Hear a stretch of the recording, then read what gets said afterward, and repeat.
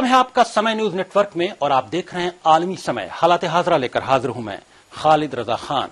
इंतखाबी commission और Samajwadi party leader Azam Khan के बीच तलखी बढ़ती जा रही है। इलेक्शन कमीशन ने बीजेपी लीडर अमित शाह पर इश्तियालंगेज तकरीर करने के इल्जाम के तहत लगी पाबंदी हटा ली है, लेकिन आजम खान पर अवामी रैली में शामिल होने पर पाबंदी हनूज बरकरार है। आजम खान ने कमीशन के इस इकदाम पर तनकीद की है और माफी मांगने से इनकार किया है। सवाल ये उठता है कि अमित शाह पर फसादात के लिए भड़काने और इश्तियालंगेज तकरीर करने जैसे संगीन इल्जामात पर बैन हट सकता है तो आजम पर से क्यों नहीं? क्या कमीशन जानिबदाराना तौर पर काम कर रहा है? क्या इस तरह के तकरार से इंतखाबी कमीशन की शबीह को नुकसान पहुंच सकता है? इसके अलावा हम बात करेंगे आम आदमी पार्टी की। आम आदमी पार्टी के इंतखाबी मैदान में कूदने से बनारस और अमेठी का मुकाबला दिलचस्प हो गया है। बनारस में केजरीवाल को बीजेपी की मुखालफत का सामना करना पड़ रहा है, वहीं कुमार विश्वास राहुल और प्रियंका से अपनी जान को खतरा बता रहे हैं। क्या बीजेपी और कांग्रेस आम आदमी पार्टी से डर गई हैं या फिर केजरीवाल अपनी मकबूलियत खो रहे हैं? बनारस या अमेठी की आवाम क्या इंतखाबात में चौंकाने वाले नतीजे दे सकती हैं? इन्हीं मौदूआत पर बातचीत के लिए हमारे साथ स्टूडियो में मौजूद हैं सीनियर सहाफी और सियासी तजज़ियाकार, साथ में newsleaks.com के founder and editor Roman Hashmi sahab और जामिया मिलिया इस्लामिया की Arjun Singh distance and open learning centre में असिस्टेंट डायरेक्टर और सियासी तजज़ियाकार डॉक्टर आसिफ उमर साहब। आप दोनों हजरात का आलमी समय स्टूडियो में खैर मकदम है।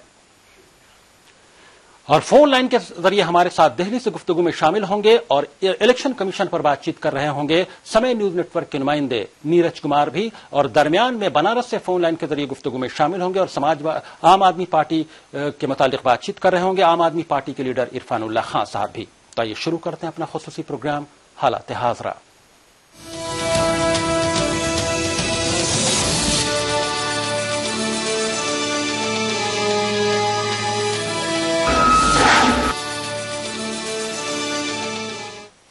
समाजवादी पार्टी लीडर और यूपी काबीना के वजीर आजम खान ने इंतखाबी कमीशन पर हमला बोलते हुए कहा है कि वो कमीशन से माफी नहीं मांगेंगे क्योंकि उन्होंने कोई गुनाह नहीं किया है। आजम खान ने कहा कि अमित शाह पर से पाबंदी हटा ली गई जबकि उन पर कत्ल और फसादात कराने जैसे इल्जामात हैं, लेकिन आजम खान पर बैन जारी है। आजम ने कहा कि उन्होंने सिर्फ ये कहा था कि इस मुल्क की सरहदों की हिफाजत में उनकी कौम का भी खून बहा है।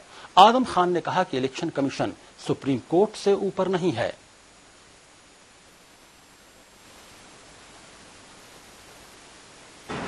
इलेक्शन कमीशन हमसे क्या चाहता है, जिस तरह लिखकर उसने नोटिस दिया और बगैर हमारा नोटिस पढ़े हमें सजा दे दी, और दूसरे हमारे साथी को जिस पर यही इल्जामात थे उनके विड्रॉ भी किए, और उसमें जो कानूनी पहलू है जिसे हम आपके सामने नहीं कहेंगे, जिसके बाद इलेक्शन कमीशन शायद विचार करेगा कि वो अब इलेक्शन कमीशन कहलाने का अधिकार भी रखता है या नहीं रखता है। वहीं इलेक्शन कमीशन ने समाजवादी पार्टी के इल्जामात की तरदीद की है। कमीशन के मुताबिक अमित शाह के तई कमीशन ने किसी दबाव में नर्म रुख नहीं अख्तियार किया। जराये के मुताबिक इलेक्शन कमीशन का कहना है कि अमित शाह ने अपनी गलती मान ली थी जबकि आजम खान अपनी बात पर बज़िद थे। अगर आजम खान भी इलेक्शन कमीशन को यकीन दिलाएंगे कि वो इश्तियालंगेज तकरीर आइंदा नहीं करेंगे और ज़ाब्ते अखलाक की खिलाफ वर्जी नहीं करेंगे तो इलेक्शन कमीशन उन पर लगी पाबंदियों को हटाने पर गौर कर सकता है। यूपी के वज़ीर आला अखिलेश यादव ने आजम खान का बचाव किया है। उन्होंने कहा कि आजम साहब ने ऐसा कुछ नहीं कहा था जिसकी वजह से उन पर पाबंदी लगाई जाए। अखिलेश ने उम्मीद जाहिर की है कि इंतखाबी कमीशन जल्द ही आजम खान पर से पाबंदी हटा लेगा। जहां तक मेरी जानकारी है और आपको भी जानकारी करनी चाहिए कि जो नोटिस का जवाब दिया, बिना जवाब को समझे, बिना जवाब को माने इलेक्शन कमीशन ने ये पाबंदी कर दी है। अभी एक नेता को तो, भारतीय जनता पार्टी के नेता को तो बहाली दे दी है, जहां आदमी आजम खान साहब को जहां अपनी बात और पार्टी की बात रखने पर सजा दी है।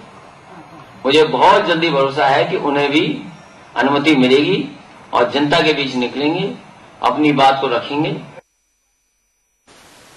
दोनों मेहमान गुफ्तगू के लिए स्टूडियो में शामिल हैं और फोन लाइन के जरिए दिल्ली से समय न्यूज नेटवर्क के नुमाइंदे नीरज कुमार भी शामिल हैं। रोमान हाशमी साहब से गुफ्तगू की शुरुआत करते हैं। रोमान हाशमी साहब, क्या कहेंगे आप? इलेक्शन कमीशन पर मुसलसल सवालात उठ रहे हैं। सिर्फ समाजवादी पार्टी ने, आजम खान ने सवाल नहीं उठाए, इससे पहले ममता बनर्जी ने, इससे पहले कांग्रेस के कई लीडरान ने, कई पार्टियों की तरफ से सवाल उठते रहे हैं कुछ न कुछ लेकर। क्या इलेक्शन कमीशन वाकई कुछ ऐसी गलतियां कर रहा है जिसकी वजह से उस पर सवाल उठ रहे हैं, गैर जानिबदारी पर सवाल उठ रहे हैं? देखिए, इलेक्शन कमीशन का इधर जो रवैया रहा है और कई मुद्दों को जिस तरह से इलेक्शन कमीशन ने नजरअंदाज किया है, उससे इलेक्शन कमीशन के कारकर्दगी पे और उनके रवैये पे सवाल उठाए जा रहे हैं और सवाल उठना लाजमी भी है, क्योंकि अमित शाह पे जिस तरह से रोक हटाया है इलेक्शन कमीशन ने और उसका जवाब ये पेश किया है कि अमित शाह ने अपनी गलती मान ली है। जी जी। तो ये पहली बार देख रहा हूं कि गलती मानने पे बरी कर दिया जा रहा है। जी जी। एक निहायत गंभीर उनके ऊपर इल्जामात थे और उस इल्जामात को उन्होंने तस्लीम किया, कबूल किया अमित शाह ने, और वो फिरकावारियत और नफरत फैलाने वाला वो बयान वो दे रहे थे कि उनके कितने लोगों को टिकट दिया, जी जी, बदला लेना। जी, रोमान हाशमी साहब, आपके पास हम आते हैं। हमारे साथ फोन लाइन के जरिए दिल्ली से गुफ्तगू में शामिल हो गए समय न्यूज नेटवर्क के नुमाइंदे जो इलेक्शन कमीशन को मुसलसल कवर करते रहे हैं, उनसे हम जानते हैं। नीरज कुमार, क्या आपको लगता है इलेक्शन कमीशन का पर सवालात क्यों उठ रहे हैं? आप मुसलसल इलेक्शन कमीशन कवर करते रहे हैं, आखिर वजूहात क्या है? कई पार्टियों ने मुसलसल सवालात उठाए हैं। देखिए खालिद, जब मामला इस तरह का हो, जब किसी पार्टी के नेता के खिलाफ मामला जाता हो, तो जाहिर सी बात है कि ऐसा लग सकता है पार्टी के नेता को या पार्टी के पूरी पार्टी को कि चुनाव आयोग का जो निर्णय है वो किसी खास के खिलाफ है, किसी पार्टी के खिलाफ है या किसी व्यक्ति के खिलाफ। लेकिन इन दोनों मामलों में अगर हम देखें, पिछले 11 तारीख को जब ये बैन लागू किया गया था, तो एक तर्क बार बार दिया जा रहा है, चाहे वो समाजवादी पार्टी की ओर से हो या तब जब 11 अप्रैल को बैन लगाया गया था, तब बीजेपी ने भी अपनी तरफ ये तर्क दिया था कि बिना जवाब देखे, जवाब को पूरी तरह से जाने, चुनाव आयोग ने प्रतिबंध दोनों पर लगा दिया। लेकिन महत्वपूर्ण बात यह है कि चुनाव आयोग का तर्क यह है कि दोनों नेताओं पर ये तर्क की वजह, मुख्य वजह ये थे कि आप खालिद जी यहाँ देख सकते कि यूपी में जो चुनाव हो रहे हैं वो मुजफ्फरनगर दंगों की पृष्ठभूमि में हो रहे हैं। जी। ऐसे में कोई भी ऐसा बयान जो चाहे वो किसी भी पार्टी के नेता की तरफ, लेकिन नीरज कुमार, ये नहीं भूलना चाहिए कि आजम खान को जो बयान था वो आजम खान ने अपनी तरफ से नहीं दिया था। आजम खान ने कोट किया था आर्मी के एक कर्नल अजित सिंह है जिनका बयान था जो एनडीटीवी पर चला था, उसको उन्होंने कोट किया था। वो कोट करके बोल रहे थे, तब इसमें क्या दिक्कत हो सकती है? देखिए, ये बात आप बिल्कुल सही कर रहे हैं कि वो आजम खान का बयान अपना नहीं रहा होगा, किसी का दूसरे का बयान था। लेकिन महत्वपूर्ण बात यह है खाली, जब चुनाव आयोग इस तरह के मसलों को डील करता है, इस तरह के मसलों को देखता है, तो वो इस बात को ध्यान में रखता है कि उत्तर प्रदेश या पूरे देश भर में जो लोकसभा चुनाव हो रहे हैं उसमें किसी भी तरह से चुनावी माहौल खराब न हो, और खासकर तब जब मुजफ्फरनगर दंगों के पृष्ठभूमि में यूपी के लोकसभा के चुनाव हो रहे हैं। ऐसे में सांप्रदायिक माहौल जो है वो सद्भाव बना रहा है। ऐसे में उस बयान के भविष्य में उसके कुछ इस तरह के बयानों से कोई दिक्कतें, चुनावी माहौल ना बिगड़े, उसको लेकर चुनाव आयोग ने पाबंदी लगाई थी। रही बात जवाब की, तो जहां तक बात है कि आज ये बार बार सवाल उठाया जा रहा है कि क्यों समाजवादी पार्टी के नेता आजम खां को इस पूरे मसले से प्रतिबंध नहीं हटाया गया और अमित शाह पर प्रतिबंध हटा दिया गया। तो अगर आप 11 अप्रैल को जो बैन लगाया था, तब उसके बाद अगर आप देखो तो चुनाव आयोग का जो पक्ष है, सूत्रों से जो हमें जानकारी मिली कि अमित शाह ने इमीडिएटली तुरंत ही अपनी गलती स्वीकार कर ली थी, और जो चुनाव आयोग ने जी, ये यकीनन ये गलती अपनी कबूल की और उन्होंने वादा भी किया कि आइंदा ऐसा नहीं करेंगे। यकीनन ये भी एक सवाल है कि गलती कबूल करने के बावजूद उन्हें बगैर किसी सजा के उन पर से बैन हटा लिया। आप फोन लाइन पर बने रहिए, हमारे साथ स्टूडियो में बातचीत के लिए मौजूद हैं दो मेहमान। डॉक्टर आसिफ उमर साहब, आपके क्या ख्यालात हैं इस सिलसिले में? नीरज कुमार बता रहे हैं वो मुसलसल इलेक्शन कमीशन कवर करते हैं कि इलेक्शन कमीशन का ये आर्गुमेंट है जिसकी वजह से बैन हटाया गया अमित शाह पर से और आजम खान पर बैन जारी है। खालिद साहब, सबसे पहले मैं ये कहना चाहूंगा कि ये समय ऐसा नहीं है जी जी कि जिस समय हम चुनाव आयोग जैसी संवैधानिक संस्था का सम्मान न करें। जी जी ये समय ऐसा है, चुनाव का समय है, और हमें सभी पार्टियों से आग्रह करना चाहिए जी जी कि चुनाव आयोग के फैसले को सम्मान करें। पहली बात।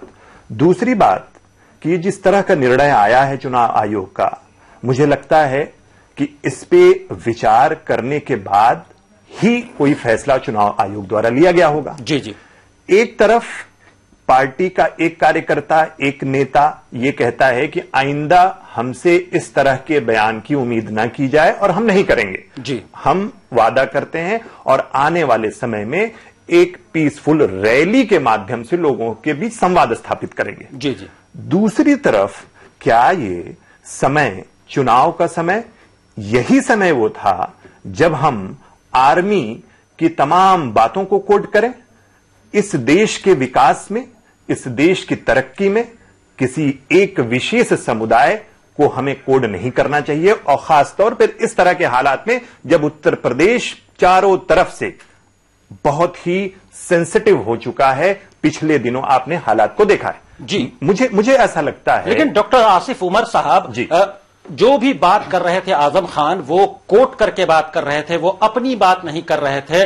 और ये बातें अगर इस जो बात वो कर रहे थे, उस बात के करने में हर्ज क्या है? वो कहीं ना कहीं उनका जो तर्क है, उनका जो आर्गुमेंट है कि वो हकीकत बयान कर रहे थे, वो आखिर इस पर बात क्यों नहीं करें?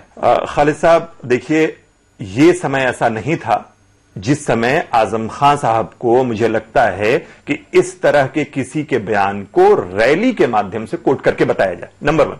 नंबर 2, जो मेरी अपनी व्यक्तिगत राय है, वो ये है कि चुनाव आयोग ने अगर इस तरह का निर्णय लिया अवाम है, के सामने बताने में हर्ज क्या है? अगर वो किसी बात को, किसी हकीकत को बयान करने की अगर कोई लीडर कोशिश कर रहा है, तो पूरे साल में वक्त कोई भी हो, हर्ज क्या है? इस पर इलेक्शन के दौरान अगर ऐसी पाबंदी ऐसे बयान पर क्यों अब लग जाती है कि अपनी हकीकत भी बयान नहीं कर सके कोई?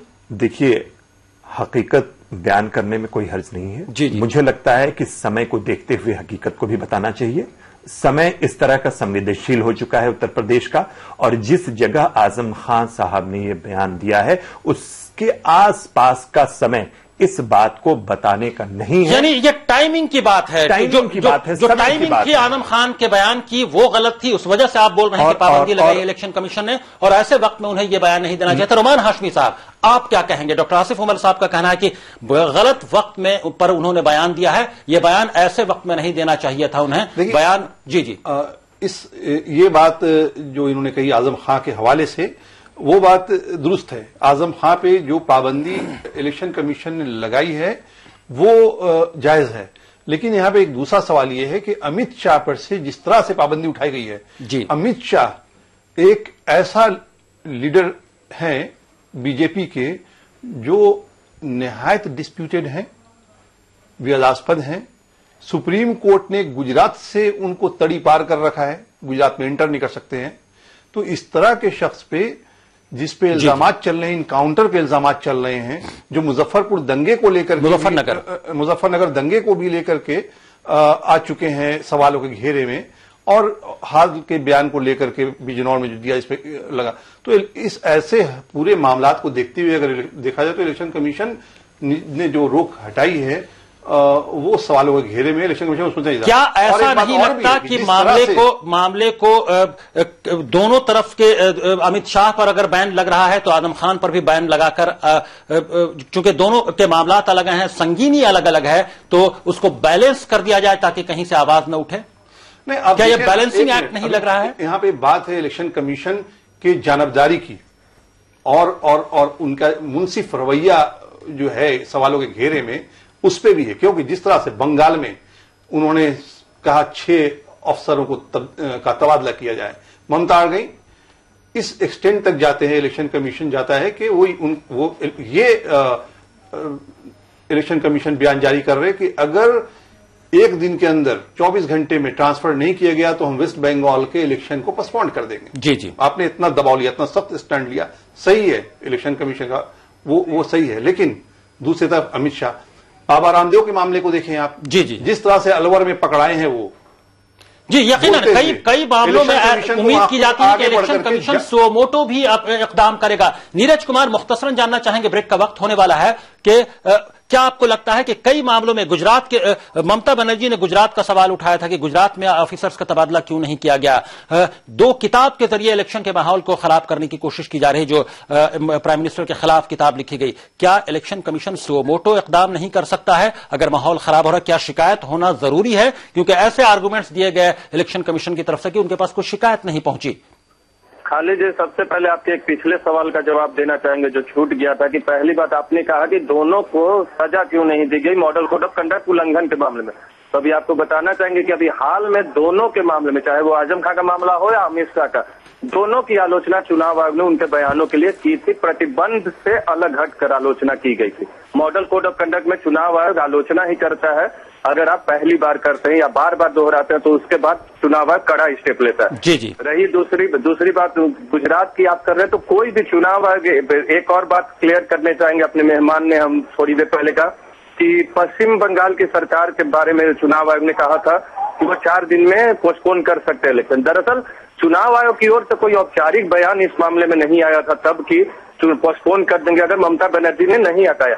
अगर कोई भी राज्य सरकार या सरकार चुनाव में व्यवधान डालने की कोशिश करते, चाहे वो किसी भी तरह से, तो चुनाव आयोग के सामने एक ऑप्शन होता है कि वो चुनाव को टाल सकता है। चुनाव आयोग की ओर से कोई औपचारिक बयान इस मसले पर नहीं आया था। रही बात गुजरात और पश्चिम बंगाल में अधिकारियों के तबादले से जुड़ी, तो गुजरात में कोई भी शिकायत चुनाव आयोग को नहीं मिली थी या कोई प्रतिनिधि मंडल गया हो कांग्रेस की ओर से।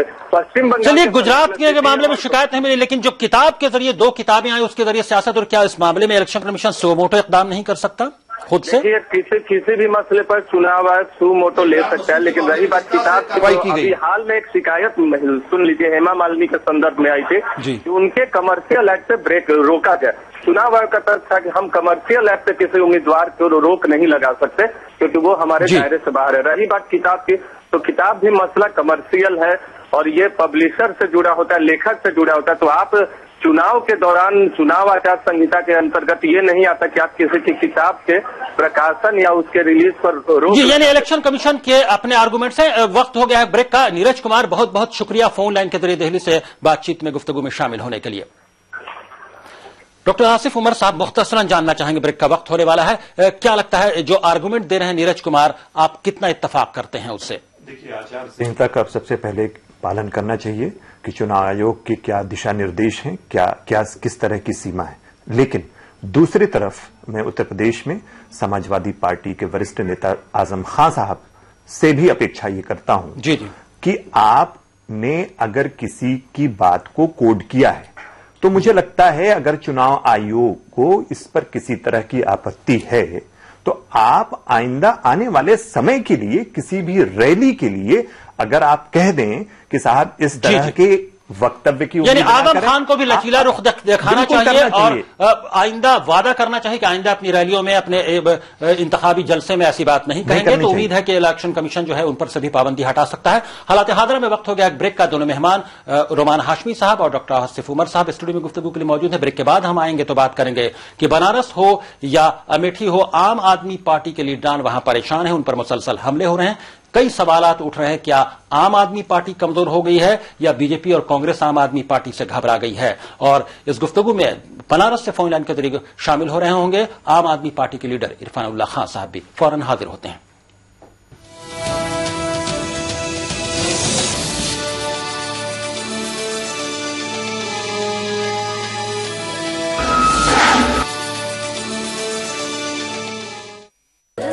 टॉप्स इंडिया का नंबर 1 पिकर।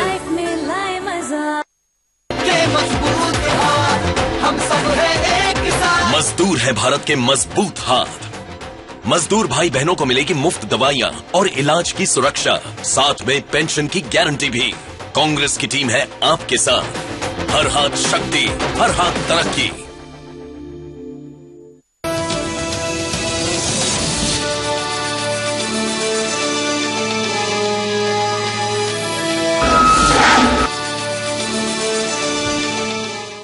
ब्रेक के बाद आलमी समय में आपका फिर खैर मकदम है। आप देख रहे हैं हमारा खुसूसी प्रोग्राम हालात हाज़िरा। स्टूडियो में गुफ्तगू के लिए मौजूद हैं दो मेहमान, रोमान हाशमी साहब जो newsleaks.com के फाउंडर एंड एडिटर हैं, और डॉक्टर आसिफ उमर साहब जामिया मिलिया इस्लामिया के Arjun Singh distance education and open learning centre के असिस्टेंट डायरेक्टर हैं और सियासी तज्जियाकार भी हैं। और बनारस से फोन लाइन के जरिए इस सेगमेंट में गुफ्तगू में शामिल हो रहे हैं आम आदमी पार्टी के लीडर इरफानुल्लाह खान साहब। बनारस में आम आदमी पार्टी के उम्मीदवार अरविंद केजरीवाल जब आम लोगों से बात कर रहे थे, उसी दौरान बीजेपी कारकुनान ने वहां पहुंचकर हंगामा शुरू कर दिया। बीजेपी कारकुनान मोदी मोदी के नारे लगाते हुए केजरीवाल की मुखालफत करने लगे। इस दौरान अरविंद केजरीवाल ने उन पर फूल फेंककर जवाब दिया। यह हंगामा घंटों जारी रहा। पुलिस ने मौके पर पहुंचकर वहां हंगामा कर रहे लोगों को हटाया। अरविंद केजरीवाल का कहना था कि ये गुमराह बच्चे हैं और वो उन्हें बातचीत करके समझा लेंगे। केजरीवाल ने कहा कि वो गांव-गांव जाकर लोगों को समझा रहे हैं और अब लोग हकीकत को पहचानने लगे हैं।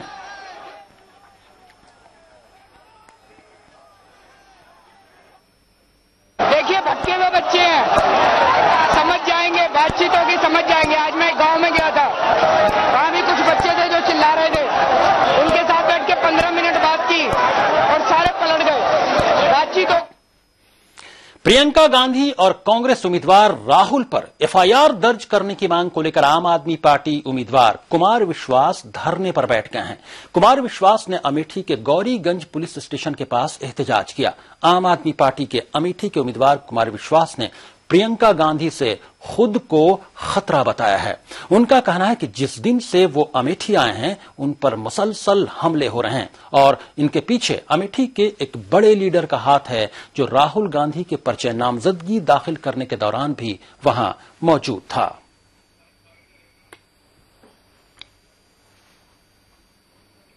पिछली बार के एक कांग्रेस के विधानसभा के प्रत्याशी ने भी थाने के अंदर कैमरे के आगे सबके सामने मुझे कहा कि अमेठी छोड़ के चले जाओ। हमारी 2 लड़कियों के साथ बदतमीजी करने की कोशिश की, जिन्होंने मोलेस्टेशन का आरोप उनके ऊपर लगा के एफआईआर कराई। लेकिन जिला प्रशासन बिल्कुल मूक है। आज तक उनको ना बुलाया गया है, ना उनको गिरफ्तार किया गया। वो खुलेआम घूम रहे हैं, वो धमकियां दे रहे हैं। और बेहद दुखद बात यह है कि राहुल गांधी जी से यूथ एम्पावरमेंट और वुमेन एम्पावरमेंट की बात करते हैं, महिलाओं के दुपट्टे फाड़ने वाले उस आदमी को उन्होंने अपना प्रपोजर बनाया है। दोनों मेहमान स्टूडियो में गुफ्तगू के लिए मौजूद हैं रोमान हाशमी साहब और डॉक्टर आसिफ उमर साहब, और बनारस से फोन लाइन के जरिए गुफ्तगू में शामिल हैं आम आदमी पार्टी के लीडर इरफानुल्लाह खान साहब। इरफानुल्लाह खान साहब, आपसे गुफ्तगू की शुरुआत करते हैं। क्या लगता है आपको, क्या आम आदमी पार्टी कमजोर पड़ गई है या बीजेपी और कांग्रेस वाले आम आदमी पार्टी से घबरा गए हैं? जिस तरह से बनारस में एहतजाज और मुजाहरे हो रहे हैं अरविंद केजरीवाल के खिलाफ, अमेठी में मुजाहरे हो रहे हैं, उन पर हमले हो रहे हैं कुमार विश्वास के खिलाफ। देखिए, ये अजीब बात है कि इलेक्शन जब होता है तो जो रूलिंग पार्टी होती है और जिससे इलेक्शन होता है, उससे यहाँ यूपीए से इलेक्शन होना चाहिए था भारतीय जनता पार्टी का। उन्होंने इलेक्शन बनाया है केजरीवाल बनाम भाजपा, और या कांग्रेस ने वहां इलेक्शन बनाया है कुमार विश्वास बनाम कांग्रेस। जी जी, तो ये बताएं कि ये अजीब सी बात है कि घबरा हो रहे हैं, मुझे लगता है। जी जी, घबरा हो गए हैं और 2 जगह से जब लड़ रहे हैं तो घबराहट तो उनकी पहली दिन जाहिर हो गई थी जिस दिन उन्होंने ये ऐलान किया कि वो गुजरात से भी लड़ेंगे। तो लिहाजा घबराने की बात तो नहीं है। जी जी, लेकिन उनकी पूरी कोशिश ये है कि इस इलेक्शन को किसी तरह से इस तरह से बनाया जाए ताकि टेस्ट हो जाए इलेक्शन। लेकिन बनारस में जो इक्वेशन बन रहे हैं, क्या वाकई आम आदमी पार्टी कंटेस्ट में है या कांग्रेस के अजय राय कंटेस्ट में नजर आ रहे हैं? वो चैलेंज पोज कर रहे हैं नरेंद्र मोदी के सामने। नहीं, देखिए, जहां तक भाजपा का ताल्लुक है, यहाँ उनके 3 एमएलए हैं जो जीत कर आए हैं इस पूरी पार्लियामेंट्री कॉन्स्टिट्यूंसी में। मेयर उन्हीं का है और पार्लियामेंट के मेंबर उन्हीं का है। इस पूरे 5 साल में कोई काम यहाँ नहीं हुआ है। इलाका पूरा पिछड़ा हुआ है, लोग इनसे बेजार हैं। 75% एमपी लेट फंड वापस गया है यहाँ से। जी जी, यानी कुल मिलाकर ऐसा हो सकता है कि कुछ चौंकाने वाले नतीजे लोकसभा इलेक्शन में भी आए। और जी, आप फोन लाइन पर बने रहिए। इरफानुल्लाह खान साहब स्टूडियो में गुफ्तगू के लिए मौजूद हैं 2 मेहमान। डॉक्टर आसिफ उमर साहब, आप क्या कहेंगे? क्या आम आदमी पार्टी से वाकई कांग्रेस और बीजेपी घबरा गई है? क्या वाकई ऐसे इसको देखते हुए ये उम्मीद की जाए कि चौंकाने वाले नतीजे आ सकते हैं जैसा कि दिल्ली असेंबली इलेक्शन में आए थे? देखिए, जहां तक मेरा मानना है, आम आदमी पार्टी की परफॉर्मेंस को लेकर के आने वाले लोकसभा चुनाव में इस बार भी मुझे आशा यह है कि आम आदमी पार्टी का जो परिणाम होगा वो चौंकाने वाला परिणाम होगा। जी जी, जहां तक ताल्लुक है बनारस का, बनारस में चूंकि मेरा जो अपना जाती डिस्ट्रिक्ट है बिल्कुल लगा हुआ है, तो मुझे वहां का काफी अनुभव है, अंदाजा है। इस वक्त वहां का चुनाव मोदी बनाम केजरीवाल हो चुका है। मुझे लगता है कि केजरीवाल की जो अपनी पकड़ है, जो अपनी स्थिति है, वो काफी मजबूत है। कांग्रेस भी इस वक्त घबराई हुई है और भारतीय जनता पार्टी बहुत ज्यादा घबराई हुई है अरविंद केजरीवाल के बनारस से चुनाव लड़ने से।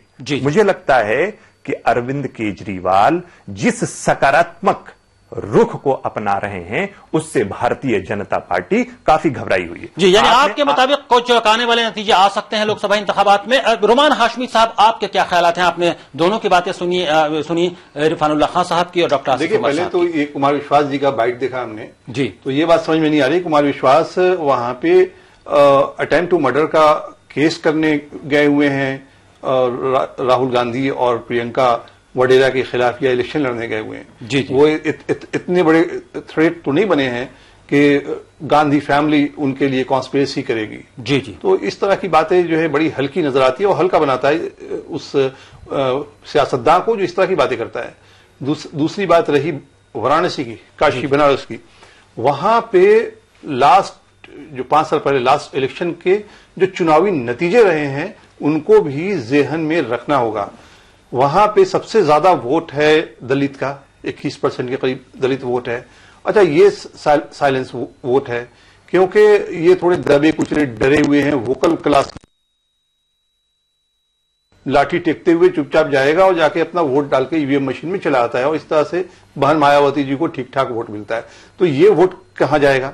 इसमें से ये भी सुनने में आ रहा है कि 20-25% दलित जो है वो टर्न हुआ है। मुसलमानों का वोट किस तरफ जा सकता है? और फिर मुस्लिम, मुस्लिम वोट का एक बड़ा हिस्सा वो जा रहा है केजरीवाल की तरफ। जो खबरें आ रही हैं, जो हम लोगों को रिपोर्ट मिल रही है, वो ये कि मुस्लिम वोट केजरीवाल की तरफ जा रहा है। मायावती ने भी अभी तक उम्मीदवार नहीं खड़ा किया वहां पे। जी जी। ये भी देखने की बात है कि वो उनका जो 21% सबसे बड़ा दलित वोट है वो किधर स्विच ओवर होता है, वो बड़ा माने रखेगा। जी, अगर मुसलमानों का वोट उधर जा रहा है तो दलितों का किधर जाएगा वोट? जी, डॉक्टर आसिफ उमर साहब मुख्तसरन जानना चाहेंगे, वक्त की कमी है। मैं बनारस के मुतालिक बात करना चाहूंगा कि दिलचस्प ये चुनाव तब हुआ जिस वक्त मुख्तार अंसारी ने अपने आप को वहां से हटा लिया। जी जी। मुझे इस बात का अंदेशा है और विश्वास ये है कि मुसलमानों का वोट पूरी तरह से आम आदमी पार्टी की तरफ जा रहा है जी। और अरविंद केजरीवाल की स्थिति काफी मजबूत है। इसी बात को हम जान लेते हैं इरफानुल्लाह खान साहब। इरफानुल्लाह खान साहब, आप वहां बनारस में काम कर रहे हैं, घूम रहे हैं, लोगों से बात करें, मुसलमानों का क्या रुझान है खास तौर से मुख्तार अंसारी के विड्रॉवल के बाद? देखिए, मुसलमानों में अच्छा असर है। मुसलमान ये चाहते हैं कि इस मुल्क में अमन कायम रहे और एक मुतबादिल की तलाश में है। ये पूरा मुल्क तलाश में है, तो वो भी तलाश में है और ये चाहते हैं कि यहाँ की जो गंगा जमनी तहजीब है वो बाकी रहे, क्योंकि उन्हें लगता है कि जिस तरह से गुजरात से चलकर एक आदमी बनारस की जमीन पर आकर और यहाँ के माहौल को खराब करना चाहता है, उससे वो मजदन है। जी जी। सबसे मिलकर वहां काम कर रहे हैं और सब मिलकर चाहते हैं कि इस फिजा को बदलें। और अरविंद जी, चूंकि मुसलमानों के वोट पर सबकी नजर है, कांग्रेस की भी नजर है, आम आदमी पार्टी की भी नजर है, तो यानी जिस तरफ मुसलमानों का वोट ज्यादा पड़ेगा, वोट परसेंटेज मुसलमानों का ज्यादा पड़ेगा, यकीनन उस पार्टी की उम्मीद की जानी चाहिए, उस पार्टी की फतह होगी, जीत होगी। बहुत बहुत शुक्रिया, वक्त की तंगी है। इरफानुल्लाह खान साहब फोन लाइन के जरिए बनारस से गुफ्तगू में शामिल होने के लिए। डॉक्टर आसिफ उमर साहब और रुमान हाशमी साहब, आप दोनों हजरात का भी स्टूडियो में तशरीफ लाने के लिए और हालात हाजरा में शामिल होने के लिए बहुत बहुत शुक्रिया। Thank you. हालात हाजरा में अभी बस इतना ही। आप आलमी समय को इंटरनेट पर भी देख सकते हैं, लॉग ऑन करें www.samaylive.com। फिलहाल खालिद रजा को दीजिए इजाजत, मगर आप देखते रहिए आलमी समय।